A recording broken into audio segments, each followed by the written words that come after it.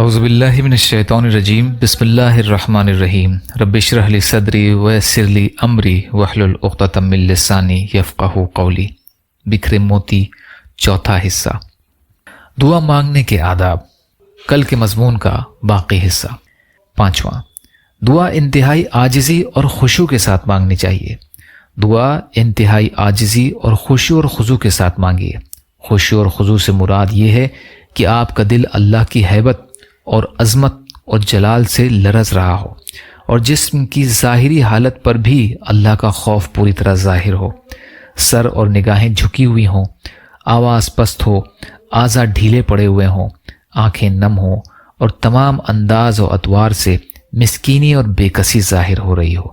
نبی اکرم صلی اللہ علیہ وسلم نے ایک شخص کو دیکھا کہ وہ نماز کے دوران اپنی داڑھی کے بالوں سے کھیل رہا ہے، تو آپ صلی اللہ علیہ وسلم نے فرمایا اگر اس کے دل میں خشوع ہوتا تو اس کے جسم پر بھی خشوع طاری ہوتا۔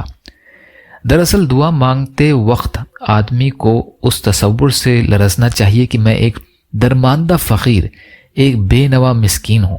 اگر خدا نخواستہ میں اس در سے ٹھکرا دیا گیا تو پھر میرے لیے کہیں کوئی ٹھکانہ نہیں، میرے پاس اپنا کچھ نہیں ہے، جو کچھ ملا ہے اللہ ہی سے ملا ہے، اور اگر اللہ نہ دے تو دنیا میں کوئی دوسرا نہیں ہے جو مجھے کچھ دے سکے۔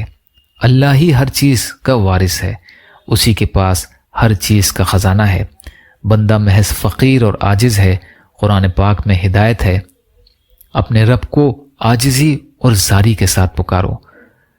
ابدیت کی شان ہی یہی ہے کہ بندہ اپنے پروردگار کو نہایت عاجزی اور مسکنت کے ساتھ گڑ گڑا کر پکارے، اور اس کا دل اور دماغ، جذبات و احساسات اور سارے اعضاء اس کے حضور جھکے ہوئے ہوں، اور اس کے ظاہر و باطن کی پوری کیفیت سے احتیاج اور فریاد ٹپک رہی ہو۔ اس مضمون کا باقی حصہ انشاءاللہ کل کی ریکارڈنگ میں۔ یا اللہ ہم سب کو کہنے سننے سے زیادہ عمل کی توفیق عطا فرما۔ یا اللہ مظلوم فلسطینیوں کی، کشمیریوں کی، روہنگیا مسلمانوں کی، اور مسلمان جہاں بھی پریشان حال ہیں، ظالموں کے ظلم کا شکار ہیں، آپ ان کی بھرپور مدد فرمائیے۔ ہم سب کو اپنی استطاعت کے بقدر اپنا حق ادا کرنے والا بنائیے۔ یا اللہ آپ کے لیے ہر چیز آسان ہے، ہمارے لیے آسانیاں پیدا فرمائیے، دین کا کام کرنے والا بنائیے۔ یا اللہ جنت کا راستہ آسان کر دیجیے۔ یا اللہ جہنم کے راستوں سے آڑ کر دیجیے۔ یا اللہ عزت اور عافیت کی زندگی عطا فرمائیے۔ یا اللہ ہر خوف کی چیز سے امن عطا فرمائیے۔ اپنے حلال میں سے دیجیے، حرام سے بچائیے، اپنے غیر سے بے نیاز کر دیجیے۔ یا اللہ جو مانگا وہ بھی عطا کر دیجیے، جو مانگنے سے رہ گئے وہ بھی عطا فرمائیے۔